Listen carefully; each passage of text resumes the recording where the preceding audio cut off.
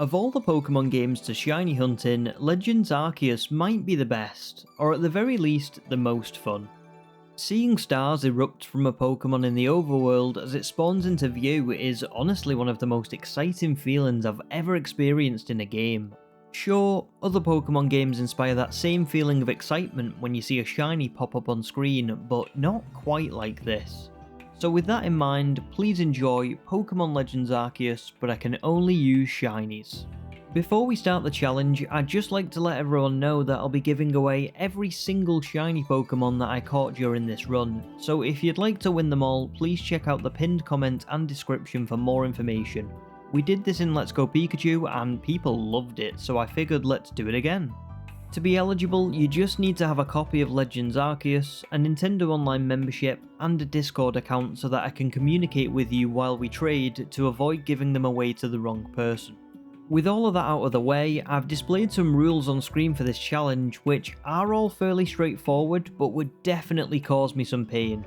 If you'd like to read them in more detail, please feel free to pause the video, but the most important ones are: I can't progress the story without shiny Pokemon or use non-shinies in battles, I'm not allowed to use the free shiny Ponyta, and perhaps most importantly, I'm not allowed to disable autosave and then hard save before a mass outbreak or shiny encounter. That means that I can lose shinies forever if I'm not careful, and if no shinies appear in an outbreak then it's just bad luck and we have to move on without resetting. Let's do this. Legends Arceus has one of the most interesting concepts for a Pokemon game in the entire franchise. We wake up on a beach after a strange, almost dreamlike sequence where Arceus speaks to us and the good old Professor Laventon helps us to our feet. It seems as though we've been summoned from the real world where Pokemon don't exist to Hisui where Pokemon do exist to save the people here from impending doom and seek out all Pokemon. Ha, so no pressure then. I immediately found a phone on the beach which had some strange language on the screen. The professor couldn't translate it for us either, so I'm not too sure what it means, but I'm positive that it's important. Now, I could probably talk a lot about the story before we even get to our first shiny encounter, and while I would love to do that, I think I'd end up with a 2-hour video if I did. So let's just skip straight to the various methods in which you can hunt for shiny Pokemon in this game, as well as our first hunt. Here's an excerpt from Cerebi, but we have to bear in mind that both the Shiny Charm and Massive Mass Outbreaks are unavailable until the post-game, so we won't be taking those into consideration. Now, you'll see that the base odds are 1 in 4096 as standard, but if you complete a dex entry by getting it to level 10, those odds will improve to 1 in 2048, so they'll be double the base odds. If you manage to perfect a dex entry, this doubles again to 1 in 1024, which is 4 times the base odds. Now, all of those rates are just for the Pokemon you see roaming in the overworld at any given time, but the really exciting odds come in with the mass outbreaks, which lower your odds to a quite frankly crazy 1 in 158 for the base odds, 1 in 152 for a completed dex entry, and 1 in 141 for a perfect dex entry. Those are just unbelievable, and I'll be sure to bring up the odds of each shiny we caught throughout the video, as all of that information will be important. So with all that in mind, I thought I'd begin this hunt by simply roaming the Obsidian Fieldlands, catching Pokemon to complete their dex entries, harvesting resources to make more Pokeballs, and in general just getting a feel for what spawned in at various places.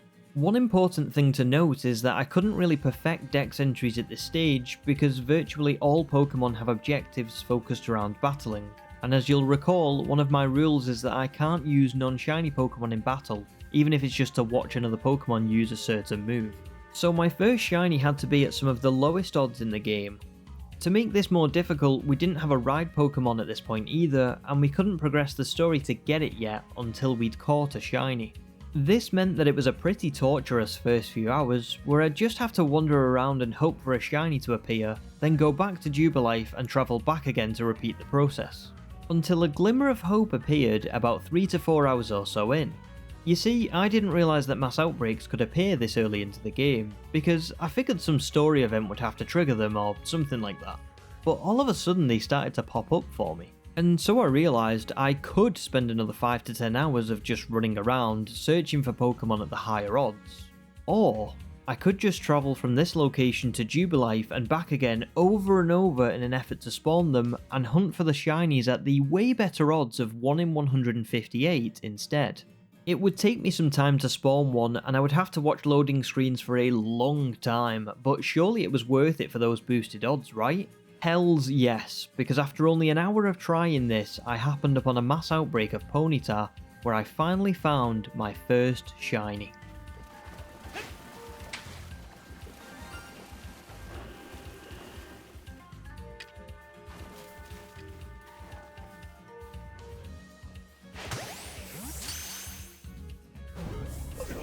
No, no, no, no, no, no, no! Wait. Hey! Wait! That one kinda hurt. So yeah, remember when I said that the no saving rule would come back to haunt me? It did, big time, and it wouldn't be the last either. But that's okay, because it's part of the fun of the challenge, and it didn't take me long to find my next shiny anyway. Within another hour, I'd found a mass outbreak of Shinx, and this happened.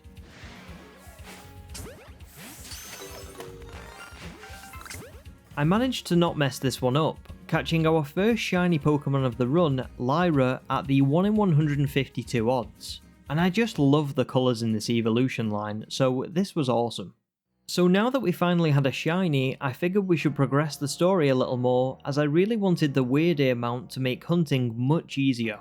I reported back to Celine and claimed our first star in the Galaxy team, ate some more Potato Mochi, and had a battle against Akari. Battles in this game are much different to other Pokemon games, but this one isn't the best example, so I'll explain a little more later on. We then met Mai of the Diamond Clan and were introduced to Alpha Pokemon, a stronger, bulkier kind of Pokemon compared to the usual spawns, which are easily identifiable by their glowing red eyes. We had to defeat a Kricketune of this variety to progress, but luckily it just used False Swipe over and over, leaving us on 1 HP and gifting us the win. I evolved Lyra after the battle into a Luxio, and Weird Ear took a liking to me, but apparently not enough to let me ride around on it just yet. We then journeyed back to the village and were introduced to two figures, Adaman of the Diamond Clan and Irida of the Pearl Clan. They both believe in a godlike figure named Almighty Sinnoh, but disagree on each other's beliefs when it comes to what that god stands for, with the Diamond Clan focusing on time and the Pearl Clan focusing on space. They're really great characters, and I always love watching them interact and grow when I come back around to this game. Anyway, they journeyed to the village to find a resolution for Kleavor, a noble Pokemon revered by the Pearl Clan that was struck by lightning on the same day we fell from the rift. It was behaving pretty erratically to say the least, so we headed off to the Grand Tree Arena to find a solution. Now, while I was mainly progressing the story, I was still on the lookout for shiny spawns, and it was around this time that I ran into my next potential team member through another mass outbreak, a shiny Stantler. I really didn't want a repeat of the Ponyta situation, but Stantler can be so skittish, and as I was preparing to catch it after it had spotted me, it despawned. Ugh. These early encounters really taught me a few lessons for the rest of the run. I had to start being so much more careful because I couldn't afford to keep losing shinies to mistakes like that.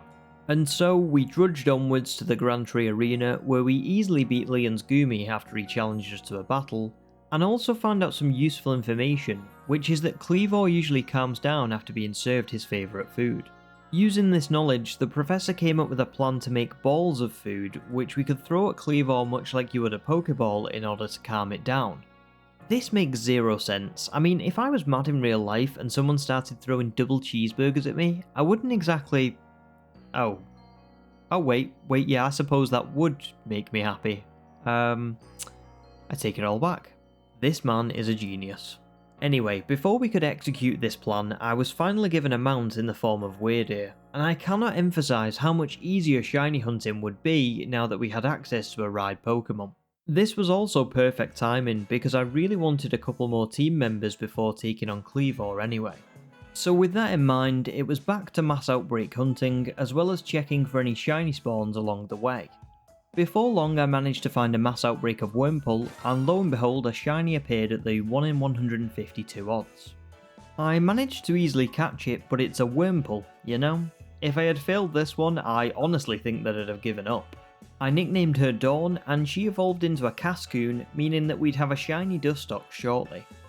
Then, about 15 minutes or so later, on the way to another outbreak and literally right outside of camp, this happened.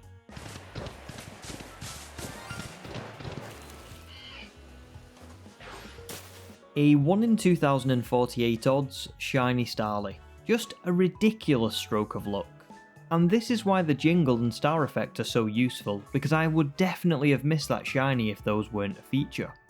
It wasn't just out of sight and off my screen, but also obstructed by a large patch of grass that kept it out of view, which I would never have thought to check behind. I nicknamed him Rowan, and hopefully at this point you're starting to see what the nicknaming theme of this run is centered around. The next shiny that I would find was, well, it's probably better if you just see it for yourself. That's right, the Abra you can see on screen here was indeed a shiny and appeared at the full 1 in 4096 odds. I heard the jingle and then a split second later it was gone. Oh well. Now, while all of this is happening very quickly in the video, I was actually spending a lot of real-time mass outbreak hunting, and Lyra was becoming pretty overleveled from all of the experience points. As a result, I decided that I would evolve her into a Luxray and then use her to hunt for any more shinies I wanted, while leaving my other Pokemon in the box to avoid them also becoming overpowered. I know this isn't a Nuzlocke or anything, but I did want it to be somewhat challenging in battle. Unfortunately, it would take me a while to find my next shiny with Lyra, but eventually I happened upon this mass outbreak of Silcoon. Bear in mind that as per my duplication rule, I can't catch another shiny Wurmple, Cascoon or Dustox, but I can catch a Silcoon or Beautifly. And after taking a few out with Lyra, a shiny one popped up at the 1 in 2048 odds. I was ecstatic, because I'd been to about 10 mass outbreaks of Beautifly at this point with zero luck. I nicknamed her Candice, and then we started to evolve each new member of our team. Rowan became a Staravia, a rubbish shiny in all honesty, at least for now. Dawn became a Dustox, a shiny that I liked a lot more than I thought I was going to, and Candice became a Beautifly, which is easily the nicest of the three. I really love those colours. With Lyra in the box for now, it was starting to look like we'd become the first bird trainer in all of Hisui, but I was very happy with the team I'd built so far. After all of the work we had put in, we earned our 3rd star in the Galaxy team ranks, and it was now finally time to go and quell Kleavor. Upon arrival, we easily swept aside Irida's Glaceon, which was an impressive feat given the obvious ice weakness our team has, and then entered the arena. I adore these cutscenes. Kleavor looks like it could rip us to shreds, and I love it. Even when stirring down a box legendary in the turn-based games, I'd kinda shrug and think, meh, it's okay, our team's got this. But in this game, it's less like my team's got this, and more like, oh god, I have to do this. Fortunately, Kleavor isn't anywhere near as menacing on the battlefield as it is in the cutscenes, as you can easily maneuver around the tree when it charges. It will usually end up charging the tree and stunning itself as you do this, so you're then free to throw bombs at it without issue. It was such an easy fight that I didn't even send my Pokemon out to battle, and just like that we were one noble down. As we arrived back at Jubilife we bumped into Volo. I love Volo's character so much because if you haven't played the game yet then you couldn't really predict what he turns into, but if you have played the game and know what kind of person he really is, you can read between the lines of what he's saying, and there's just this subtle hint of all that crazy that's hiding behind his Ginkgo Guild uniform.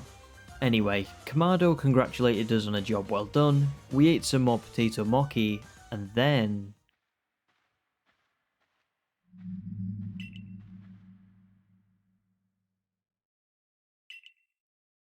Listen, when you ask like that, absolutely not. No, I do not.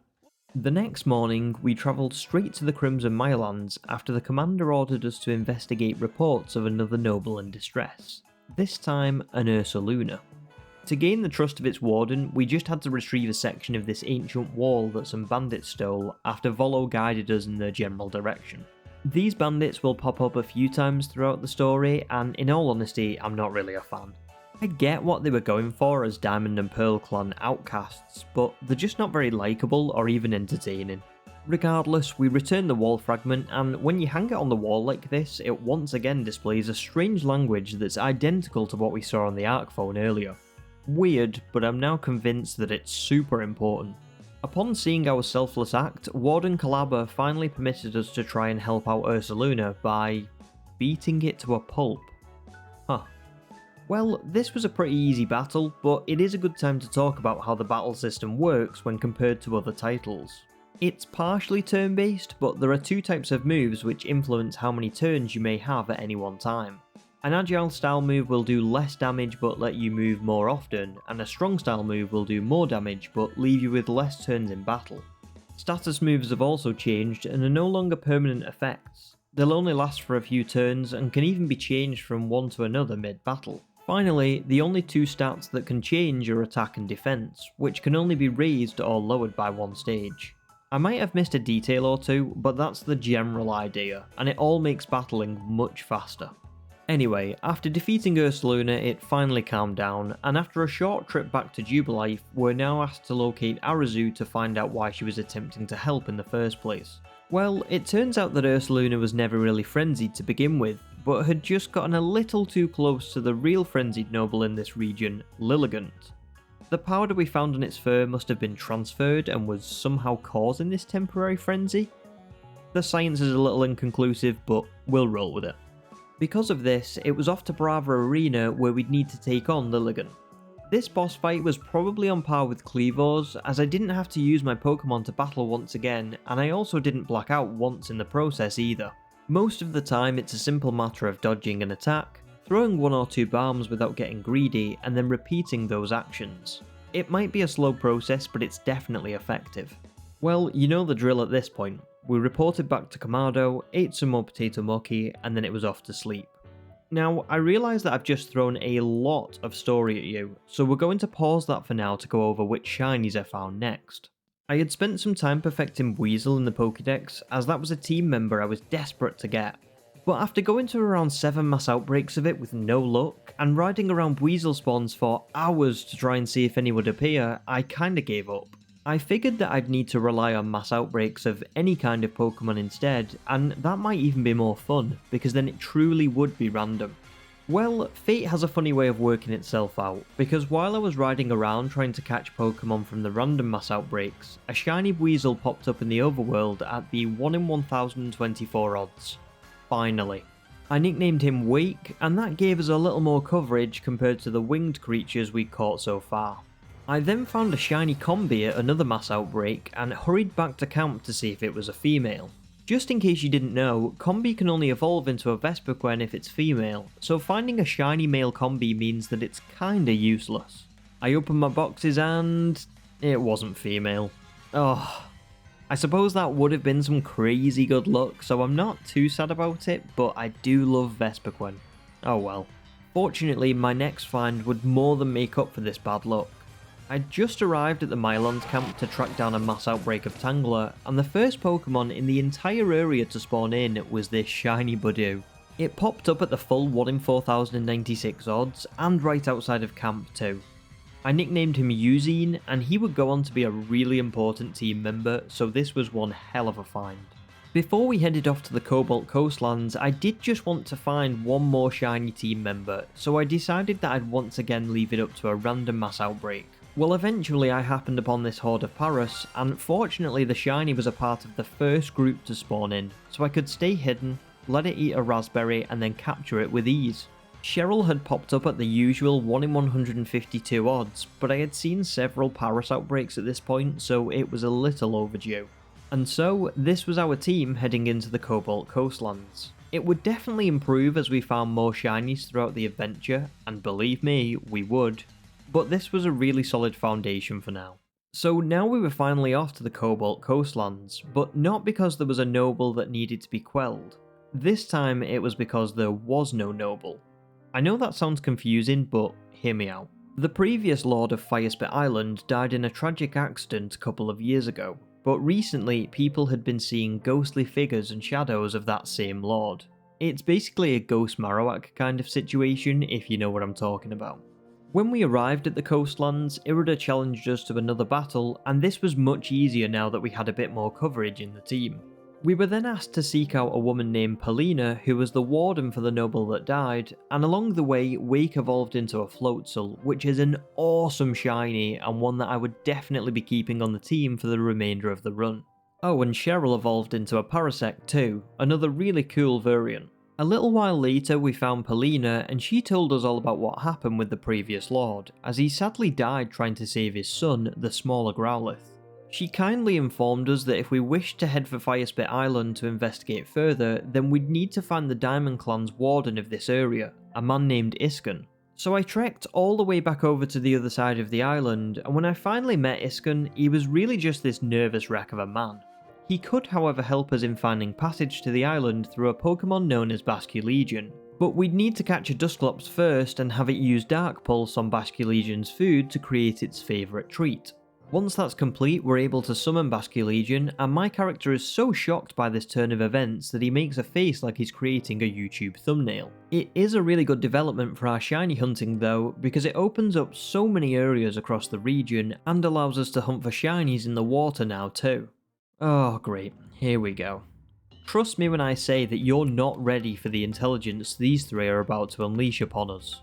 So the bandits claim that they'll need powerful Pokemon on their side if they're to live free from the Diamond and Pearl clans. So their genius idea is to kidnap the larger Growlithe and make it evolve. But wouldn't the resulting Arcanine just hate them for making it evolve and taking it away from its warden? Wouldn't they just be creating one more enemy for them to fight instead? It makes zero sense. I guess in reality they just needed to move the plot over to Firespit Island, but yeah, this could have been written much better. And so we headed over there on Basculegion's back and easily swept aside the three sisters in battle. Then little Growlithe came along to rescue his brother and immediately evolved into an Arcanine. Unfortunately, the Rift Lightning struck just as immediately, turning it into a mindless beast.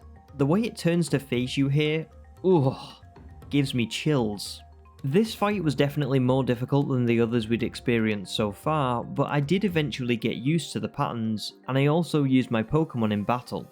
There's not much room in the arena, which makes it look difficult, but it doesn't really matter because all Arcanine will do most of the time is charge directly at you, and all you need to do is dodge at the right moment when it does. After a while I was able to send Candice out, who took it out with a Shadow Ball, and that allowed me to take a good chunk from its health bar with Balms. A few more dodges and a few more Balm throws after that resulted in another first try victory, which was awesome. With Arcanine quelled, I decided to head back to Jubilife to report to Kamado and progress with the next part of the story. We'd done enough work to earn our 4th star, some praise from the commander, and to settle in for some more Potato Mochi. So the next morning we were asked to investigate the Coronet Highlands, because you guessed it, another noble Pokemon was in a frenzy. I debated going to hunt for some more shinies first, but I ultimately figured that it would be better to open up more encounters by progressing the story just a little bit more. A man named Ingo was our guide through the Highlands, and while he's a warden for the Pearl clan, he's actually kind of similar to us. You know, fell from the rift one day, no memory of his world or family, etc. He just seems like a nice guy. After we were both impeded by a much more annoying character named Melly the whole way, Ingo asked for a battle to try and jog the memory of his past life.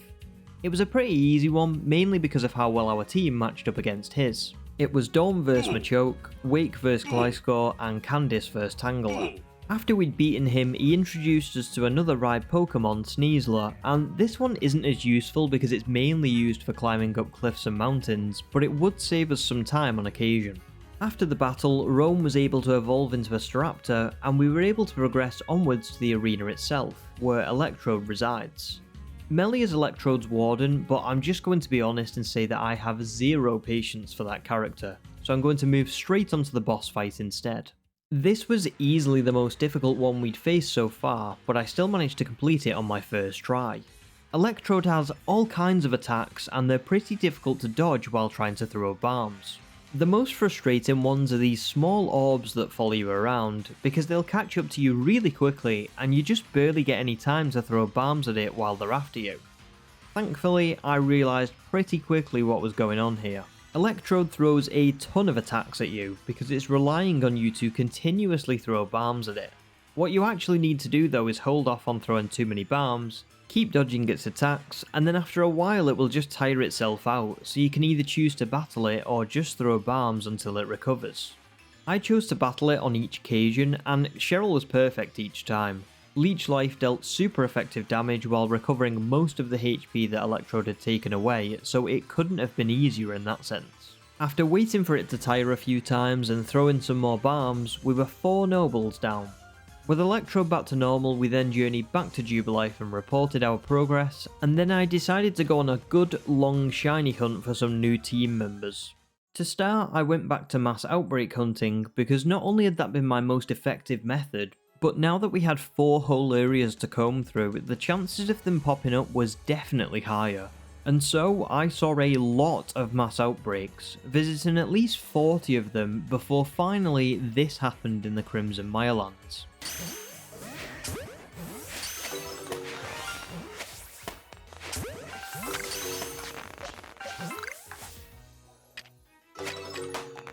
A shiny Teddiursa at the 1 in 152 odds. Thank God, because that was driving me crazy. I decided that I would call her Cynthia because she'll definitely go on to become a powerhouse, and while I would have loved to have kept her as Nursaring, the shiny colours just aren't for me, so she'll be evolving all the way into an Ursaluna. Unfortunately, the evolution is a little bit time consuming, as you need to have the Peat Block item and wait for a full moon in the Crimson Mirelands, so we'd pick this up later on. Now, would you believe me if I told you that my next shiny popped up not 5 minutes later? I'm deadly serious. I left the Crimson Mirelands where we had just found Cynthia, travelled back to Jubilife a single time, and then onto the Cobalt Coastlands for a mass outbreak of Togepi. And just as I began to run toward the outbreak, this is what I came across.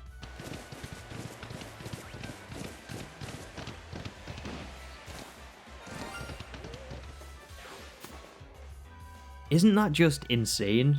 A shiny Drifloon at the 1 in 2048 odds. I nicknamed him Cyrus and added him to the team, but I wasn't done just yet. Now was the time for a little bit of redemption. Remember that shiny Stantler that I lost earlier? Well, after another few hours of mass outbreak hunting, I finally found another horde of them, and this time I was ready. Well, okay, almost ready. Okay, maybe ready isn't the exact word, but I certainly wasn't going to mess it up again. Alright, fine, I'll admit it, I was severely not ready, but I did manage to catch it. Barely. Are you happy now? I nicknamed her Bebe? BB? I think it's Bebe. And she would be staying in the box for now until I figured out what our team would look like moving forwards.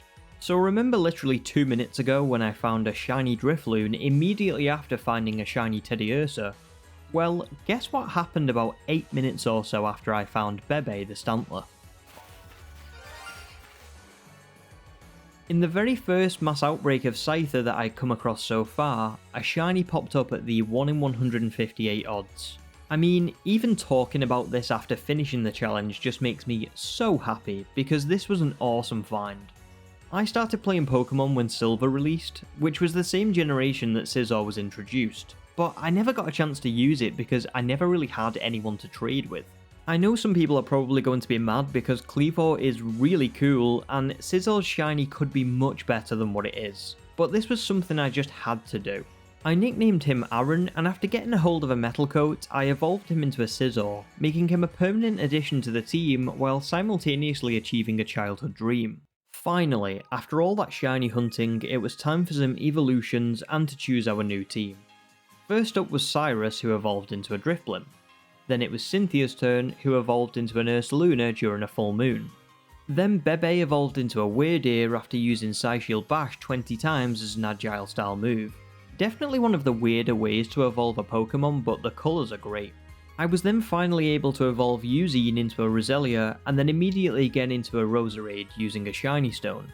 As a result, this is our team heading into the Alabaster Icelands. Wake, Aaron and Usine are 3 that I considered to be permanent additions from here on out.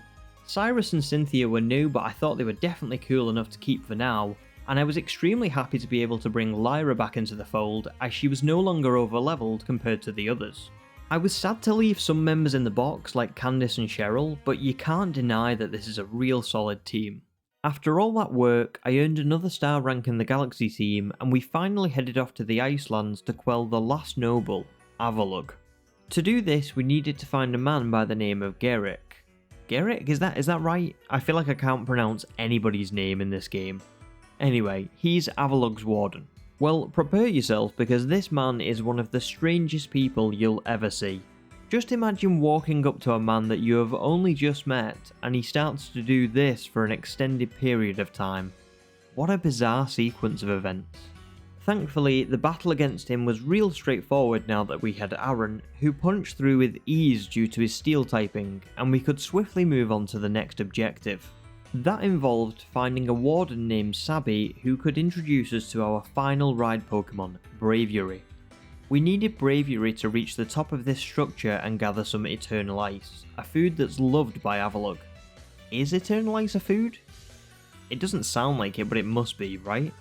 Anyway, Sabby is a little bit, let's say eccentric, but all you have to do is follow her around the map for a while until you finally reach Snowpoint Temple, and then once you're inside there's a cool puzzle involving these statues. It's simple stuff but really fun to do. There's a pretty difficult battle against Sabby if you're not prepared, where you face down her Rhyperior, Electivire and Magmortar all at once. If you take down the Rhyperior first it shouldn't be too bad though, as the other two are only at level 30. Once we reached the roof, it was really easy to defeat Braviary, especially now that we had Lyra back on the team, and that meant that we finally had access to the best ride Pokemon in the game. Being able to fly around makes everything so much easier, and it's such a far cry from where we started, just running around the Obsidian Fieldlands for hours on end. From here we picked up the Eternal Ice, and then finally headed to the arena to quell Avalugg. I think this might have been the easiest boss fight of the 5 nobles that we'd faced so far. It's really easy to dodge its attacks, and because it can't charge at you like any of the others, you don't ever feel like you're in danger of losing. I think I took one hit during the entire fight, and that was just from trying to throw too many bombs at once. I suppose I did use Pokemon once again in battle to speed things up, but either way, this one's really easy. Aaron was once again a great choice for this fight, as Avalugg does not deal well with steel-type attacks. Plus, Bullet Punch usually gives him multiple turns at once. So now that all of the nobles have been quelled, that's it, right? The region's saved and the rift will just close? My disappointment is immeasurable, and my day is ruined. Well, not only had things gotten so much worse, but Kamado had also decided that we were the root cause of all evil, and so we were to be exiled from the village altogether. Celine, Akari and the Professor accompanied us to the Obsidian Fieldlands, and Celine gave us one of the most sage pieces of advice I have ever seen in a piece of Pokemon media. Seriously, I'm remembering this one for real life. After speaking to both Leon and Mai, it's revealed that neither of the clans could take us in without risking a confrontation with the Galaxy Expedition team, so we were on our own. Or so we thought. At that moment, along came Volo with an almost perfect solution. A secret retreat owned by a neutral party, a woman by the name of Kogita. It's revealed that she harbours a ton of knowledge on the ancient secrets of Hisui, so thankfully she could explain in near exact terms where we needed to go and what we needed to do. Before we could do anything though, we had a choice to make. Adaman or Irida. I chose Irida because she seemed to have more growth as an individual. I loved Adaman too, but to me he came across as a more seasoned leader who maybe just needed to be a little more open-minded about the Pearl Clan and other beliefs. Irida on the other hand was a relatively new leader who grappled with what that meant to her throughout the story, and by the end of it all she seemed to have figured a lot more of that stuff out, so I guess I just liked that journey a little more. Anyway, each visit to a lake had us battling an alpha Pokemon inside the cave before passing a trial set by Mesprit, Azelf or Uxie. One is a question of emotion, one is a question of willpower, and one is a question of knowledge. Once those were complete, the trio appeared once more and conjured up the fabled red chain. And with enough evidence to show that we were firmly on the side of Hisui, we could finally travel back to Jubilife and show the commander our efforts. Well, I mean, we could have done that, but by this point the commander had already left for Coronet to confront a creature that had been spotted on the other side of the rift. So impatient. It's only the end of the world, Kamado. As a result, Salim reinstated us as a member of the team, so we were off to Coronet to finish this. Along the way we battled Benny, who it turns out had been some sort of ninja in disguise this whole time. Yep, I don't got nothing more to say on that reveal, unfortunately.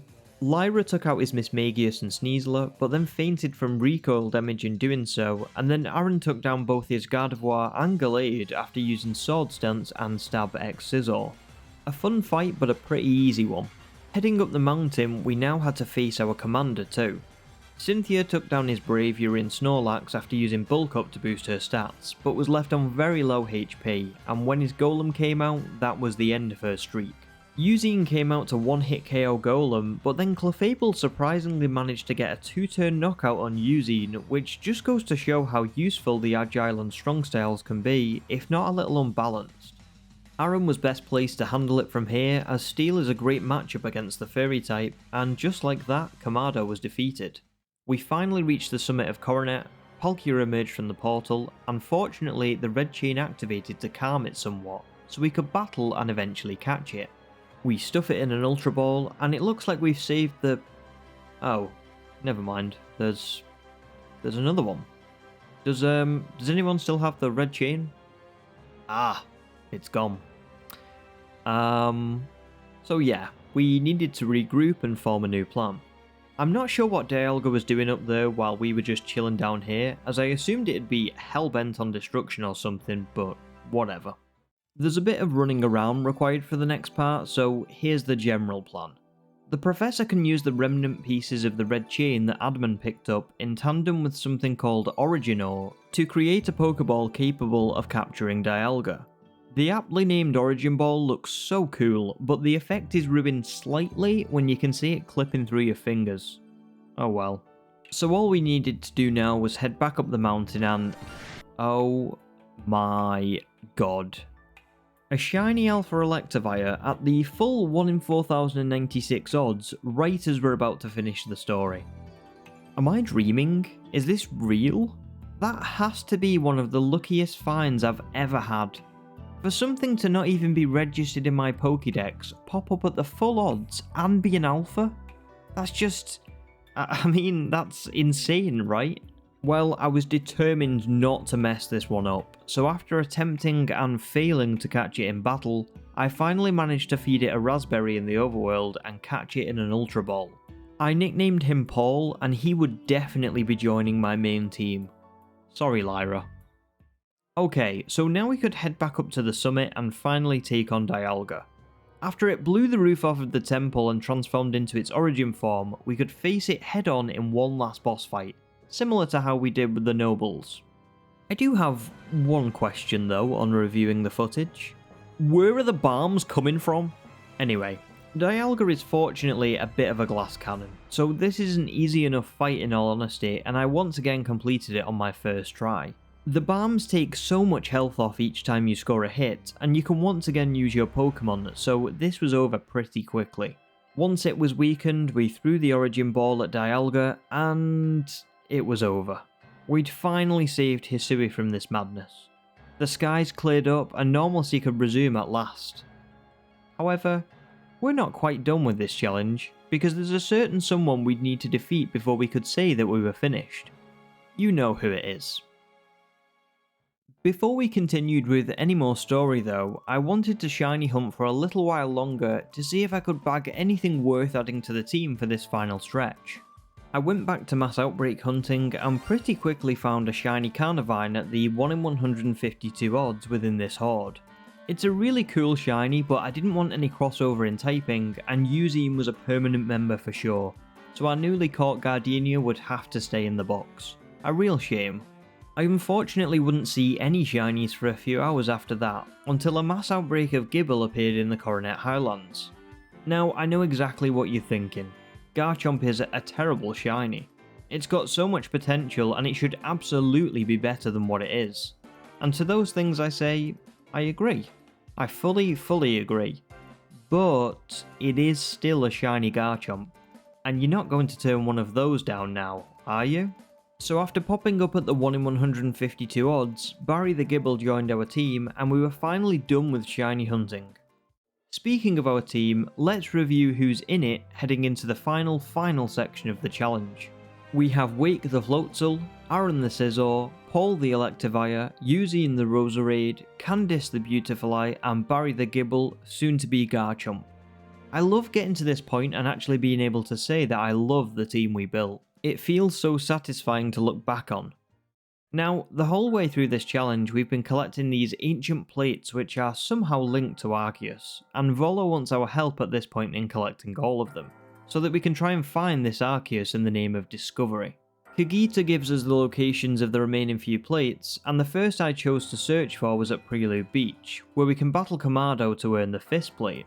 Yuuzine took out his Golem once again with an energy ball, and then got revenge on Clefable for the last time they faced off by annihilating it with a sludge bomb, before Snorlax finally took him out.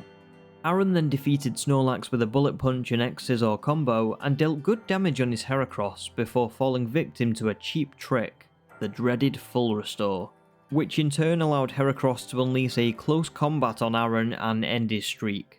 Thankfully Wake came out in his place and finished Heracross off with an Ice Punch before taking out his Braviary with a couple of crunches. And after that victory, Kamado gifted us the fifth plate.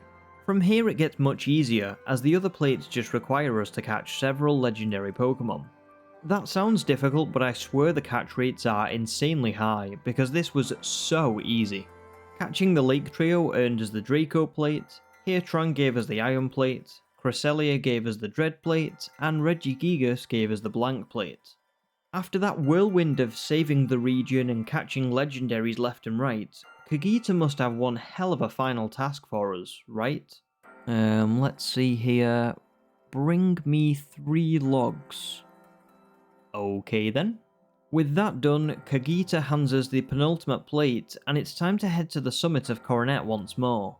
Now, before we get to the battle, let's cover what the hell is actually happening here, because I've been light on the details so far. So, Volo is this really idealistic kind of guy who saw pain and heartache in the world from a young age and always wondered, why does it have to be like this? Because of this clear childhood trauma, he decided to pour all of his pent-up energy into learning about myths and legends and how the world came to be, with the glimmer of hope that he could maybe one day forge a new world from the things he learned in those myths and legends. A new world without heartache or pain. He woke a Pokemon named Giratina who created the rift in time and space as a way to draw out Arceus, and he's responsible for everything that has happened so far. The Frenzied Nobles, Dialga and Palkia, your gathering of the plates through his manipulation, all of it. His knowledge quest has made him unhinged and he's now a sociopath at best. There's more to it, but that's the general explanation of why we've been gathering plates throughout the whole story and post-game, because Volo was manipulating us under the pretense of exploration and knowledge, when really he just wanted to take them as a way to get to Arceus. Now onto the final battle itself, which is a huge challenge. In preparation, I evolved Barry into a Garchomp for some extra bulk, finished boosting my Pokemon stats with the Grit Pebbles and Rocks, and boosted the team up to around level 70. This battle is renowned for being one of the toughest in all of Pokemon, and I can absolutely see why. Volo reveals his true nature and challenges us to a regular battle, where he has a full team of 6 Pokemon all at level 68. I sent out Candice to start against his Spiritomb, and she managed to take it down with a Silver Wind, followed by an Urslash. He then sent out Arcanine, who took Candice down with a 4x super effective Rock Slide, but that was okay because she'd done her job in removing Spiritomb from the field. Now because Arcanine was still out, I could send him Wake to use Bulk Up and boost both his attack and defense before taking it out with 2 Aqua Jets. Volo sent Roserade out next, but thankfully Ice Punch was able to take it out in one hit, removing a huge threat to Wake. His Lucario was a little more difficult to defeat, so this went on for quite some time, but after using Bulk Up multiple times to boost Wake's stats, and then a few Aqua Jets after Volo used a full restore, Wake pulled through with just under half HP remaining. Next up was Togekiss, but one Ice Punch was all that was required to take it out because the attack boost from Bulk Up was still active, and now there was just Garchomp remaining. I figured that when it came out it would all be over for Wake, but he just kept on going. He survived a hit from Dragon Claw on 32 HP, and so I was able to use an Agile style Bulk Up to boost his attack, then use Aqua Jet for some chip damage while still keeping one more move in reserve, and then finally using a strong style Ice Punch to KO the Landshark. Wake took out 5 of Volo's Pokemon all on his own. What a performance. Now here's where the battle gets real interesting, because that was just the tip of the iceberg. So Giratina finally shows up to get in on the action, and you're not even given a chance to heal your Pokemon or switch your party up before you have to defeat it. That meant that we couldn't use Candice in this section, and Wake still had extremely low HP too. Paul was automatically sent up to start, and he managed to get off a couple of Ice Punches to bring Giratina into the yellow, before being taken out by a few Earth Powers. I sent Barry out in his place, and he was able to lower its HP to 0 with the Dragon Claw. But even after all of that, this still isn't over, as Giratina then turns into its origin form, and recuperates all of its HP. Barry was unfortunately then taken out with 2 Dragon Claws from this new form, and we were down to our final 3 Pokemon, with one of those being Wake, who was still on low HP. Thankfully, this is what I'd been saving Eugene for, as he had now mastered Dazzling Gleam, a super effective Fairy type move. I used it in the Agile style for some good damage, and then in the Strong style to almost take it out, but it just managed to hang on with a sliver of health. Oh no, this was becoming too close. Giratina then used a move called Shadow Force, which is what I'd been worried about this whole time. It did huge damage to Eugene, but also triggered an Obscure effect, which is kind of like a Pokemon using Double Team in the main series games. In theory, I could lose this battle simply through not being able to hit the damn thing with any of my remaining Pokemon. I hesitantly clicked Dazzling Gleam one more time and hoped for the best. And it landed. After a battle that started at noon and lasted well into the night, we'd finally done it. Giratina returned to its normal form and fled the scene, and Volo just walked away. This team, man. This team was a special one. Legends Arceus is undoubtedly one of my favourite Pokemon games of all time, and I just had so much fun during this challenge. If you've gotten to this point in the video, I'd just like to say thank you so much for watching. It's been a long grind, but it was awesome. If you enjoyed the video, please consider leaving a like, a comment, and maybe even subscribing if you'd like to see more of this kind of thing in future. Either way, I'll definitely be creating some more Pokemon content soon. Au revoir, Wayfarers.